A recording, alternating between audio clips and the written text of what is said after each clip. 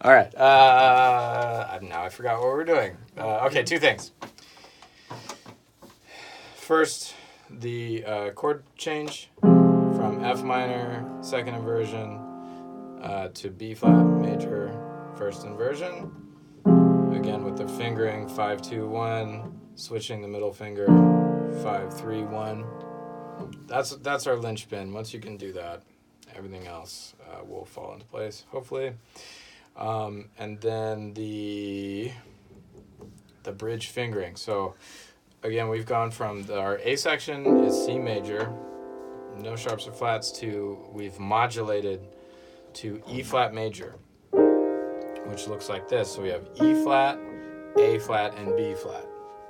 So I always think of things in terms of our quartet position. This is the first quartet position, and then once you've got that, you can start to move around with some black keys mixed in, do things like that. I'm just doing random positions. But the point is, all the positions I'm about to show you, still think of them as quartet positions, but now we're just incorporating some black keys, right? And it's not always necessarily all 5 fingers. So if you practice these like that, then you'll have a lot more success and it'll become a lot quicker to you.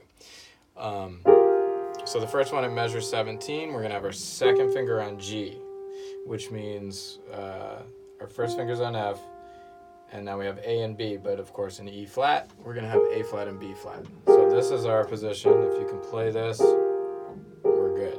And once you've got that position, you can think about it as a quartet exercise. We're just going to do a combination of fingers. 2, 4, 3, 1.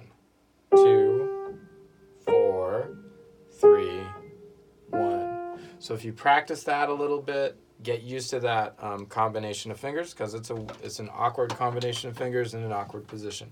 But if you practice it enough, it will become very natural. And again, can't stress this enough. Think of each note as a separate action. So, in other words, you don't want to be bleeding notes together. That's what we're really trying to avoid. When you rush through, that's what happens. And it doesn't sound musical, doesn't sound good. So if we develop this control of one note at a time, and after each note, you're trying to get your hand, don't be too draconian, but still get your hand reasonably back to this relaxed position, right? Try to work a little bit more every day to get your thumb to come back. Right? Next position is the next line. This is very neatly organized, this piece. Is here. So third finger on F. And of course, our G is natural with 4, D is natural, E is flat. So here's our little chunk of E flat major. And our pattern here is 3, 4, 2, 1. So we're going to go 3, 4, 2, 1. Just practice that a bunch of times. And then our little piece here, 2, 5. You got to get your pinky up there.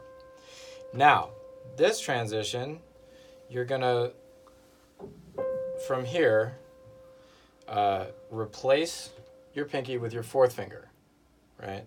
Again, this is our navigating, our transitioning. I'm replacing the finger, so this is my new position.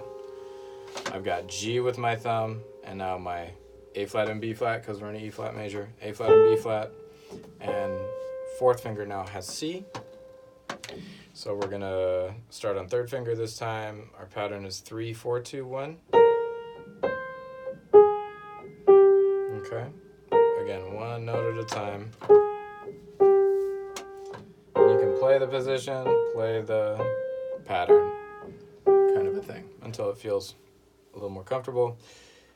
The last line of the bridge here, we're going to get our third finger over to F, which is the next note after our thumb.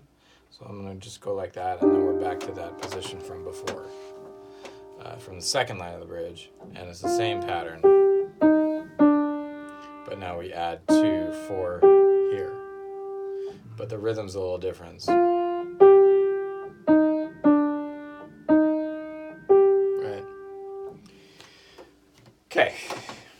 Easy enough. Going to whole thing was up an octave anyway. But the end.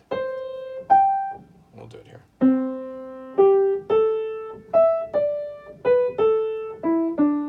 So, this is the second to last line. We start in C position, you have your thumb.